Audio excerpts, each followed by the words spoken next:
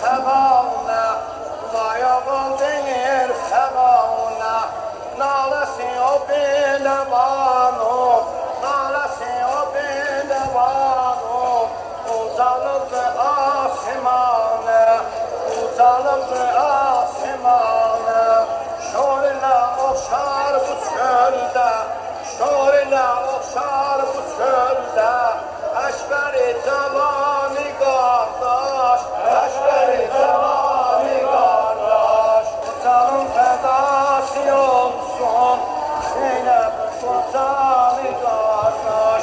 Bir taraftan Neşi Gasim, bir taraftan Neşi Gasim, Rize rize doğranıbdı, Rize rize doğranıbdı. Bir tarafta Hülvi Asgar, Şişi Tamil oklanıbdı.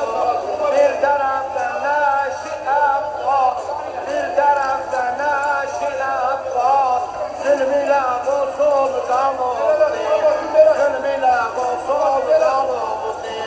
Ben necə çəkim bu çöldə, mən necə çəkim bu çöldə, bu qədər cəfani qardaş, bu qədər cəfani qardaş. Yoxdur taqətimdə zəmmət, yoxdur taqətimdə zəmmət, bu qədər qəmü cəfaya, bu qədər qəmü cəfaya, mührəti qəmün əlində, mührəti qəmün əlində, gəlmişəm şuri nəvaya, gəlmişəm şuri nəvaya, göz yaşımla bil verərəm, göz yaşımla bil verərəm, küllü aləmi fənaya, küllü aləmi fənaya, yandır oldu ah Zeynep, yandır oldu ah